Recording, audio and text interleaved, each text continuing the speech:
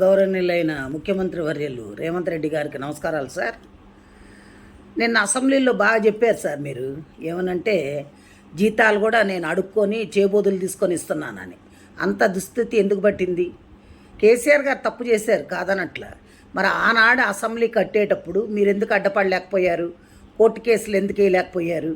దాన్ని ఎందుకు ఆపలేకపోయారు? ఆపలేదు. సరే, అయిపోయింది. మేము ఎంప్లాయీస్ కట్టే ట్యాక్సులతోటి మిమ్మల్ని ఉచిత పథకాలు ఎవడు పంచమన్నాడు? ఉచిత పథకాలు ఎందుకు? ఉచిత పథకాలు ఇచ్చి మా జీవితాలు నాశనం చేయమని చెప్పినోడు ఎవడు లేడు కదా. ఎవరు చెప్పారు మీకు? ఉద్యోగస్తులకు బడ్జెట్ ఉంటుంది కదా. మా జీతాలు మాకున్నప్పుడు మాది మీరు ఇంకా అడుక్కునేది ఎందుకు?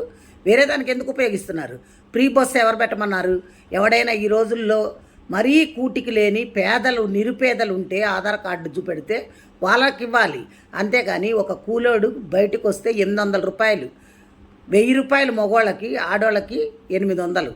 అలా సంపాదిస్తున్నప్పుడు అది తీసుకెళ్ళి ఎక్కడ పోస్తున్నారు? బ్రాందీ షాపుల్లో పోస్తున్నారు. అదే నువ్వు ఈ ఉచితాలు పెట్టకుండా ఉద్యోగాలు వచ్చే పొజిషన్లో చేసుండి ఇండస్ట్రీస్ తీసుకొచ్చుంటే కంపెనీల్లో ఉద్యోగాలు వచ్చేవి చేసేవాళ్ళు. అసలు ఇవన్నీ ఎందుకండి? 150 మంది మీరు ఎమ్మెల్యేలు ఎమ్మెల్సీలు అందరూ ఉన్నారు కదా, మీ జీతాలు బంద్ చేసేయండి. మీకు జీతాలు ఎందుకు? 10 కార్లు ఎందుకు? మీ సొంత పైసలు పెట్టుకొని వాడుకోండి. కోట్లు పెట్టందే మీరు ఎమ్మెల్యేలు కావట్లా. అలాంటప్పుడు మీకు అన్ని వసతులు కావాలి, 1వ తారీఖు జీతాలు కావాలి, మీరు ఫండ్స్ కావాలి, మెడికల్ బిల్స్ కావాలి, అన్నీ కావాలి. ప్లెయిన్లో ఊరికనే తిరగాలి, ఇవన్నీ కావాలి. ఇవన్నీ ఎక్కడి నుంచి వచ్చినాయండి? ప్రజల సొమ్మండి, మేము కట్టే ట్యాక్సులు అండి. మా ట్యాక్సుల పైసలు మిమ్మల్ని ఉచితాలుగా వాడుకోమని చెప్పినోడు ఎవడు? ఏ రాజ్యాంగంలో రాసిందో చెప్పండి. మీరు ఇవన్నీ కానీ చేస్తే ఇప్పుడు మేము రిటైర్డ్ అయిన వాళ్ళకి కనీసం పైసలు కూడా ఇచ్చే స్థితిలో లేరు మీరు. అంటే అప్పులు చేశాడు కేసీఆర్. అప్పులు చేసిపోయిన ముఖ్యమంత్రి ఒక ఆయన ఆస్తులు, నీకు దమ్ముంటే ఆయన ఆస్తుల్ని ఏలమేయండి.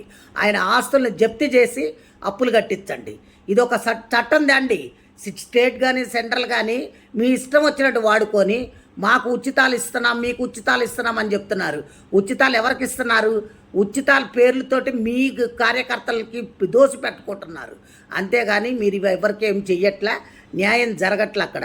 కాబట్టి దయచేసి మీరు ఇంకోసారి ఈ పిచ్చి సలహాలు ఇవ్వకుండా ఇప్పుడు ఎవరికైతే క్లాస్ 4th ఎంప్లాయీస్ కూడా జీపీఎఫ్ పై పెట్టుకుంటే బిల్లులు ఇచ్చే స్థితిలో లేకుండా అయిపోయారంటే ఏమనుకుంటున్నారు?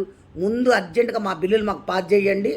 రిటైర్డ్ అయిన వాళ్ళకి మర్యాదపూర్వకంగా డబ్బులు ఇచ్చి పంపించండి. అది పద్ధతి. అందరు తిరగబడితే మటుకు ఊరుకునేది లేదు సార్. ఇది మంచిగా ఉండదు కూడా నేను చెప్తున్నా. Thank you.